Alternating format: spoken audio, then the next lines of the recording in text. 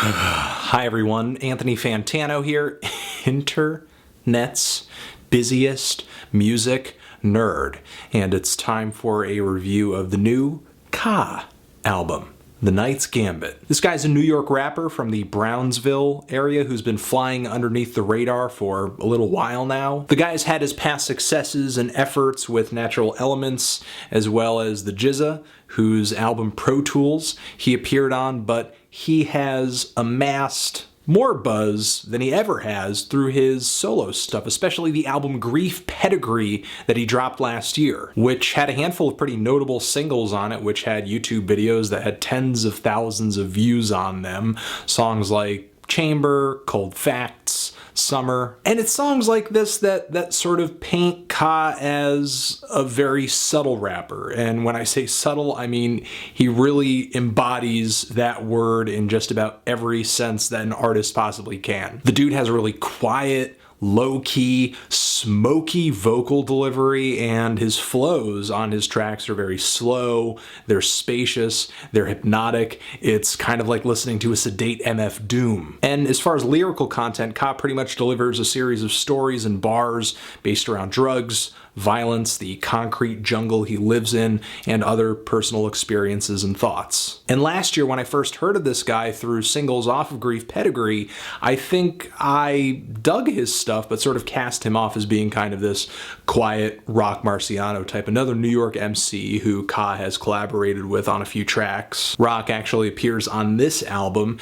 and you know, part of what sort of had me cold with that comparison is that I didn't really enjoy Rock's latest full-length LP Reloaded. While I did appreciate the very sort of quiet minimalism that Rock went into making that album with, it at the end of the day kind of underwhelmed me a little bit, and I kind of feel like this album and Grief Pedigree to an extent can be a little one-dimensional and thuggish at times. But I seriously think that with The Knight's Gambit, Ka's music has grown past that limitation in a really big way. He's making hip-hop music on this album that really breaches into territory that is dark, eerie, pained, tortured. Song for song, Ka's bars on this LP sound like quietly admitted crimes recorded in a wiretapped sound booth. And it's in these lines that he kind of is reflecting upon his past, or at least what he projects to be his past. And while it doesn't strike me as being regretful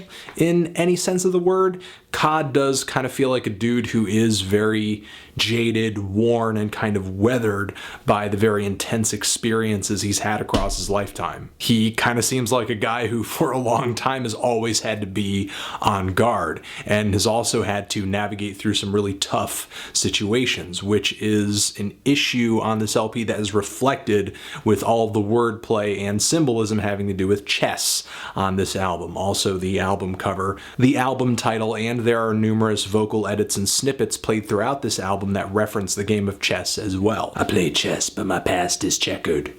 A lot of what Ka says on this album, to tell you the truth, is very thoughtful and thought-provoking. He's not really a guy, despite the fact that there are elements of violence, there are elements of many other things that are mentioned in hip-hop music, in his music. He's not a guy for empty boasts or shallow material pursuits.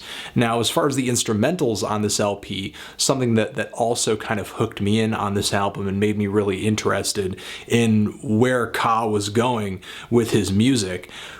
The beats on this thing are not hooky, they're not loud, just like Ka, but still, to me, they register as being very creative, refreshing, and kind of bold for hip-hop music. Just because of this kind of quiet and creepy aesthetic that they go for. Like the opening track on this LP, which has all these primal tom drums playing throughout, and a guitar riff that I actually think comes from Black Sabbath's self-titled track, Black Sabbath. If it wasn't ripped from that song, it's a guitar riff that sounds exactly like that song. And like Black Sabbath's Black Sabbath, this track is similarly dark. The song Our Father has this really tense chord progression to it, and I just love the pacing of the drums and the keys on this track. And then you get this wide gap of space, and then they just like kind of come in and interject quickly, and then again you get this wide gap of space. It's a really interesting thing about this LP. There are very few hip-hop albums that like this one, I think, use space as creatively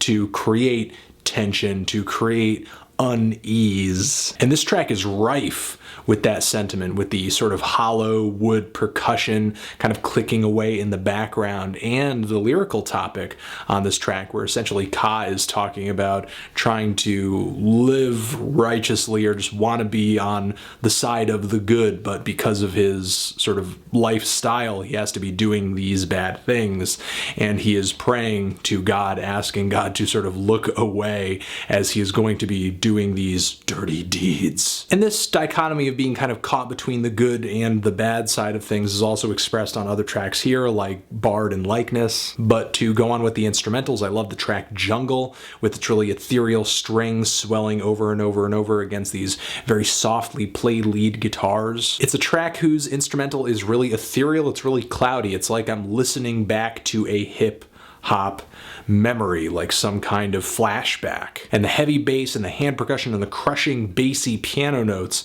on the track Peace AKHI is fantastic as well. And I love the turn of phrase on the hook on this track as well, with a pistol being the only piece that Ka sees, peace being, you know, his sort of avenue toward creating peace, or the only kind of solace or safety that he gets, but peace also being kind of like a piece. I really dig the song Knighthood off of this LP, with the kind of soulful humming voice that is sampled and looped throughout the track, and even the closing song, which has these kind of fuzzy, distorted lead guitars. It is a track that feels like it could potentially have been a really loud piece of boom bap, but instead it goes the sort of soft and subtle route. Even though Ka does take a lot away from 90s hip hop, his approach feels so new, and it's so funny to think of sort of somebody reinventing it in a way that feels this refreshing, when you have people out there like Pro Era, for example, who are doing kind of like this 2AT recreation of this older style. And it is enjoyable, but to really hear somebody kind of reinvent this style of hip hop, incorporate the personal storytelling, and incorporate the gritty kind of Illmatic-esque dangerous urban backdrop, and to have a rapper who is not really indulging in all of it necessarily, not because he wants it to be flashy or impressive or anything like that, sort of as a necessity to kind of live when that actually is the case. But when that's not the case, it really is kind of Ka coming off like a reporter. But in addition to how awesome the instrumental is on the last track from this LP, Off the Record, the song Topic is really awesome too, because the track is loaded with bars and wordplay that are all in reference to classic hip-hop albums from the 80s and 90s. If you ever wanted to kind of get like a hip-hop album starter kit or anything like that, just watch the music video for this song. Any group of albums you manage to pick out of that music video, I wholeheartedly endorse.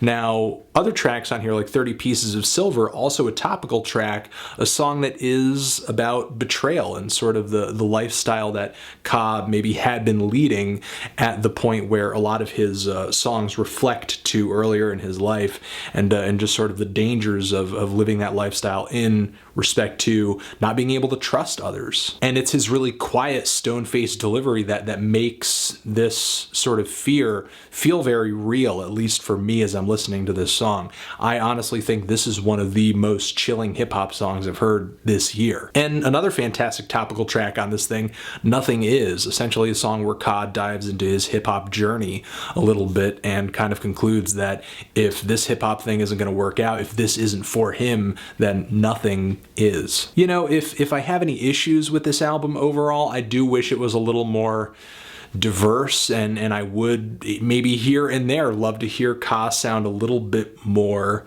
animated. There's always part of me that's going to want a little more diversity, but I feel like at least the instrumentals delivered that, and even though Ka pretty much does stay at the same sort of quiet, semi-monotone flow, he does bring a diverse array of topics or just really good stories that keep me kind of in the loop and listening very closely as I trip through this album. But even though Ka Ka is really understated in his flow, in his delivery. It just cannot be denied that he is a creative and thoughtful MC, and that his delivery style works very well with the amount of wordplay and just effort he puts into every single word that he writes out, every single bar that he measures. This is just kind of his style. It's not going to be for everybody, and you know, diving deep into bars and sort of thinking about lyrics and being moved by lyricism in general isn't really for everybody. But still, that doesn't make Ka any less good at doing that, and that doesn't make this album any less fantastic either. I'm actually feeling a strong 8 to a light 9 on this thing. If you've given it a listen, what did you think of it? Did you love it? Hate it? Why? What do you think I should review next? And that's it. This review is my opinion. If you don't like it, here's a straw. I want to give a shout out to people who say that I don't review enough hip hop, but the only reason they think that is because they completely overlook underground MCs like Ka, and they're not even really on their radar. Only the strong subscribe, and all mistakes were intentional. Anthony Fantano, Ka, forever.